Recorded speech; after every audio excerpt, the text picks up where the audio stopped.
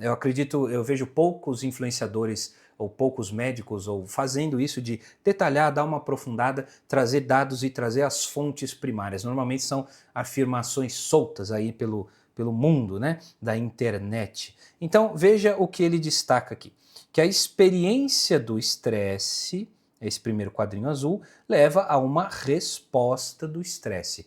Mais uma vez, entenda que isso aqui é uma resposta genérica, não é o estresse da experiência ruim da vida. Às vezes a pessoa ama o trabalho dela, não tem nada a ver com o trabalho ruim ou o trabalho chato. Estamos falando do trabalho e a carga da tensão do trabalho. Seja o trabalho familiar, seja o trabalho profissional, laboral, o trabalho físico propriamente dito. Inclusive a atividade física é uma experiência de estresse e não de relaxamento. O relaxamento pode vir depois da atividade física, principalmente se a pessoa sabe entrar num estado de relaxamento, mas a experiência do estresse gera uma resposta do estresse. A resposta do estresse, para quem já está mais acostumado, é uma resposta ativada pelo sistema nervoso autônomo, conhecido por simpático.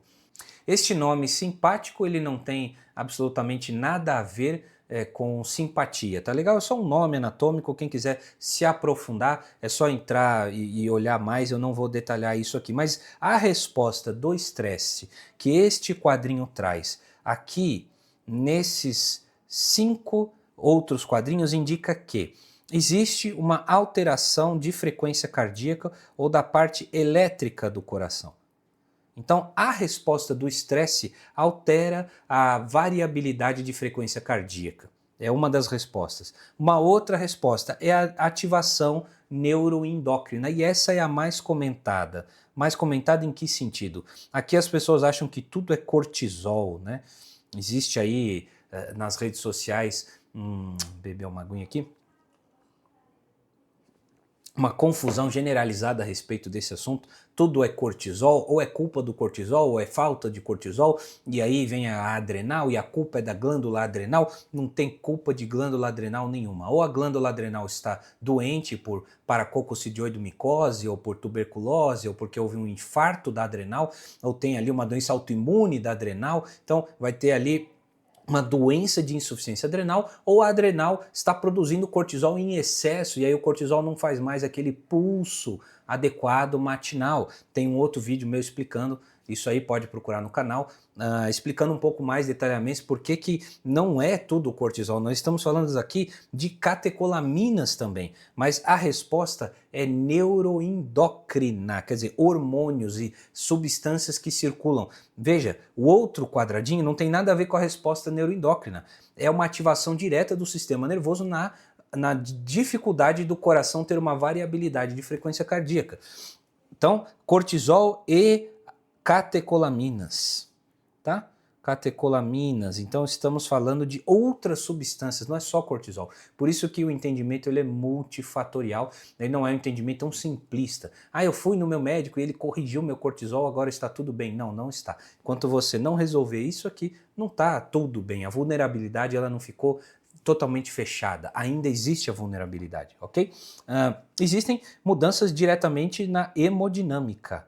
E aí a hemodinâmica, nós estamos falando de pressão arterial, nós estamos falando de frequência cardíaca principalmente. Então sobe a pressão arterial, sobe a frequência cardíaca. E isso num estado sustentado é péssimo. E isso num paciente que já é alto risco, fazer picos de hipertensão e picos de frequência cardíaca é algo que predispõe a um infarto agudo do miocárdio. Existe a ativação da coagulação de forma direta. Então ele cita aqui, então ó, coagulação, não vai caber tudo, hein? Mas a gente chega lá. Então, aumenta a agregação plaquetária, aumenta a fibrinogênese, já vou explicar, não precisa estranhar os nomes. Aumenta a viscosidade sanguínea, o tal do sangue grosso, né? Aumentam os fatores de coagulação. Então, a coagulação como um todo, ela fica hiperativada, vamos resumir assim, coagulação hiperativada. O que acontece então?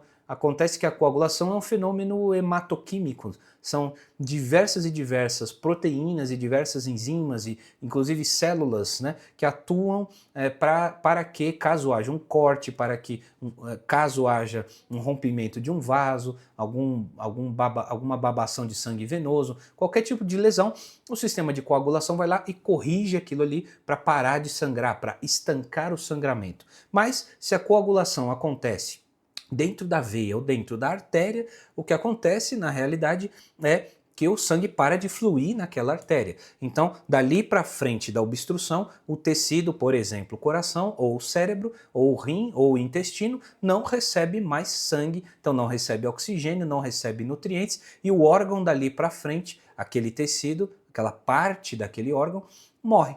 É a tal da isquemia e que leva à tal da necrose. Então é a morte celular daquele tecido e que pode levar à morte do órgão e que pode desencadear ao óbito daquela pessoa. Então a coagulação ela só deve acontecer em momentos de lesões, de cortes, de ferimentos, coisas nesse sentido, traumas. Aí a coagulação tem o seu papel, ela é feita para isso. É muito específico esses fatores de coagulação. Mas o estresse, ele ativa toda a cascata de coagulação. Então imagina uma pessoa que já tem uma placa, e aquela placa às vezes é uma placa, por exemplo, estável, como ele coloca aqui, ó. Por exemplo, aqui, ó, a formação de um trombo numa placa estável, ou a quebra de uma placa que vai abrir caso seja uma placa instável, o evento agudo do estresse desencadeia isso por si só. Além disso, tem a ativação imunológica. Então, aumentam-se as citoquinas. Citoquinas são basicamente substâncias químicas que as células brancas de defesa produzem e que aumentam a inflamação. Então, o estresse crônico e agudo é um fator inflamatório muito poderoso. A pessoa às vezes acha que, eu cortei o glúten, cortei o leite, isso até tem muita discussão e briga na internet, e a briga fica sempre, é a dieta saturada versus o não sei o que lá, o óleo vegetal, e fica nessa briga boba, e às vezes tem fatores muito mais fundamentais do que a gente entrar em discussão de um item ou outro item versus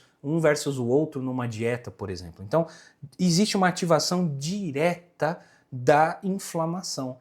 Por vezes eu vejo muitos pacientes que têm uma dieta exemplar, de dieta natural, muito bem feita, com bons suplementos, com bons níveis nutricionais e inflamação. E por que tem a origem dessa inflamação? Tudo é no intestino. A dieta da pessoa é boa. O que está causando aquela inflamação? É só o intestino?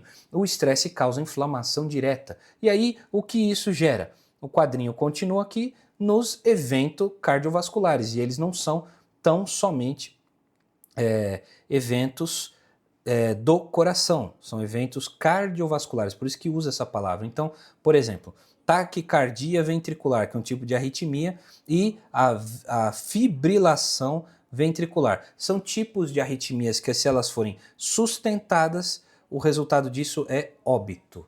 Tá? Não tem um coração que resista a uma taquicardia ventricular sustentada por muito tempo ou uma fibrilação ventricular sustentada por muito tempo. Se o paciente entra nesse estado de arritmia, ele precisa daquele choque, precisa ir para a emergência fazer o tão conhecido choque. Não vou entrar em termos técnicos aqui, tá? Mas ele precisa ser desfibrilado, tá? Ok. Existe a fibrilação atrial, que é um outro tipo de arritmia muito comum. Então, o estresse crônico, ele ativa a fibrilação atrial. Então, existem muitos pacientes que têm a tal da fibrilação atrial paroxística. O paroxística, pô, Lucas, hoje você está com termos difíceis, né? Mas a minha ideia aqui é aprofundar. Se você não quer aprofundar, se você está afim de diquinhas de um cara que fala gingando no meio de uma praça e cita alguma coisinha, não, a minha ideia aqui é trazer um conteúdo realmente de valor e relevante. Pode ser relevante para um parente seu, às vezes não para você. Então eu estou abrindo o leque aqui e trazendo um artigo de revisão com o mais detalhamento possível. Paroxística significa que vai e vem.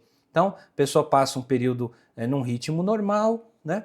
Então tudo lá compassado, o coração batendo direitinho, e aí entra um evento de taquicardia. E aí, compassado de novo, aquilo passa, e aí tem um evento de taquicardia.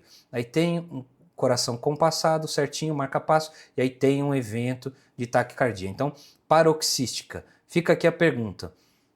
Este artigo está indicando que leva à fibrilação atrial. Será que parte desse paroxismo não é desencadeado pelos eventos de estresse mal manejados por este paciente? É bem possível que seja. É bem possível que seja.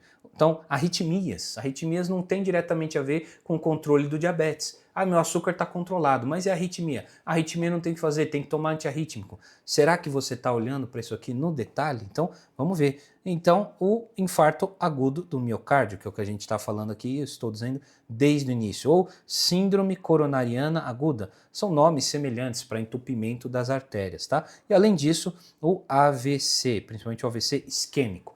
Não foi visto correlação direta com o AVC hemorrágico, tá legal? Esse artigo ele trata tão somente do AVC isquêmico, joia? Então é isso que esse quadrinho, que eu considero muito interessante, ele mostra de forma resumida, e é por isso que eu gosto desses artigos de revisão dessas revistas de maior impacto, porque eles capricham mesmo nos diagramas, né? E fica fácil o entendimento.